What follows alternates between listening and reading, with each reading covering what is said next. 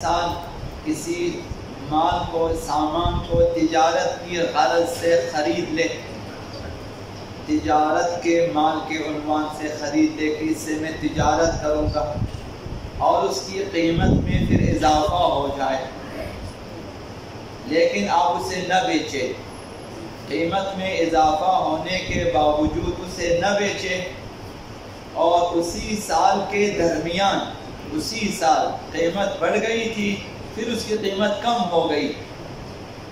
تو اضافی قیمت کا خمس ادا کرنا واجب نہیں ہے۔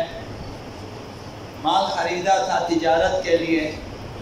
اور اس کی قیمت درمیان میں بڑھ گئی، اسی سال قیمت کم ہو گئی، جو قیمت بڑھ گئی تھی اس کا خمس واجب نہیں ہے۔ یہ پہلا مسئلہ۔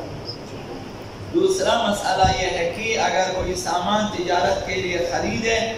اور خمس کی تاریخ آنے پر اس کی قیمت بڑھ جائے، خمس کی تاریخ آ گئی، خمس دینا، اس کی قیمت بڑھ گئی اور اسے بیچ کر قیمت حاصل کرنا ممکن تھا آپ کے لیے کہ آپ اس تجارت کے سامان کو آپ بیچے، قیمت بھی اس کی بڑھ گئی تھی اور آپ بیچ سکتے تھے اور وہ جو اضافی قیمت کے ساتھ آپ لے سکتے تھے قیمت، لیکن پھر بھی آپ نے نہ بیچا، رکھ دیا اسے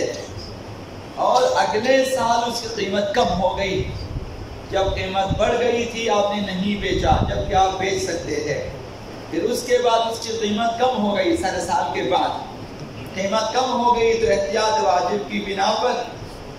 خمس کی تاریخ آنے پر وہ جو قیمت پہلے بڑھ گئی تھی اس کا خمس ادا کرنا واجب ہے۔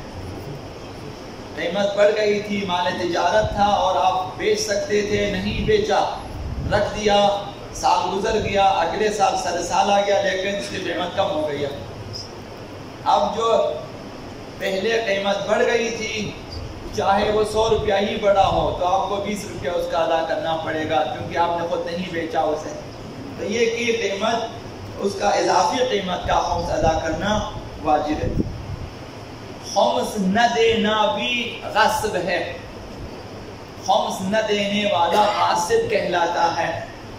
کسی دوسرے کا مال بغیر اجازت کے لے اور اس میں تصرف کرے، یہ غصب ہے۔ اور جب خمس واجب ہو جائے تو خمس واجب ہونے کے بعد اس مال کا 5واں حصہ حق امام ہے، اور جب کوئی شخص حق امام کو امام کے حوالے نہیں کرتا تو وہ حق امام کا غاصب کہلاتا ہے۔ حضرت آقا امام باقر علیہ السلام نے ارشاد فرمایا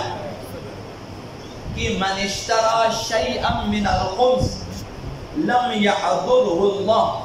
اشترى ما لا يحل له، جو شخص واجب الخمس مال میں تصرف کرے اور اس سے کچھ بھی خرید لے تو خداوند متعال کے ہاں وہ شخص معذور نہیں ہے۔ قیامت کے دن وہ اپنے آپ کو معذور نہیں کہہ سکتا میں تو معذور تھا، نہ آپ معذور نہیں ہے، کوئی عذر نہیں ہے آپ کا، اور اس نے جو کچھ خریدا ہے واجب الخمس مال میں سے مال دے کر کچھ بھی خریدا ہو تو وہ اس نے حرام خریدا ہے، چاہے آپ جو بھی خریدیں۔ اب ابھی ممکن ہے کہ جو ہے شادیوں میں انگوٹھیاں خریدیں، مثلا کپڑے خریدیں یا کچھ بھی خریدیں خمس واجب ہونے کے بعد، یا آپ جائیداد خریدیں، کچھ بھی خریدیں، تو یہ بھی غصب ہے۔ اور دوسری حدیث میں آقا امام باقر علیہ السلام نے ارشاد فرمایا لا يعذر عبد اشترى من الخمس شيئا، واجب الخمس مال میں سے کوئی شخص لے کر کوئی اور چیز خرید لیتا ہے، ان پیسوں میں سے مثلا واجب الخمس پیسوں میں سے لے جا کر کچھ خرید لیتا ہے تو خداوند اس کا عذر قبول نہیں کرتا کہ ان یقول یا رب اشتریتہ بمالی، قیامت کے دن خداوند متعال کے پاس یہ شخص نہیں کہہ سکتا بعنوان عذر تو خدایا میں نے تو اپنے مال سے لیا ہے، یعنی یہ مال پہلے میرا تھا، خمس واجب ہونے سے پہلے میں نے اسی میں سے خریدا ہے، خداوند یہ عذر قبول نہیں کرے گا حتی یأذن له اہل الخمس، تا ان کی صاحب خمس اجازت نہ دے. صاحب خمس امام علیہ السلام ہے اور اس وقت امام جمعہ علیہ السلام ہے. جب تک امام یا نائب امام کی طرف سے اجازت نہ ہو ہم لوگ خمس میں تصرف نہیں کر سکتے. ہمیں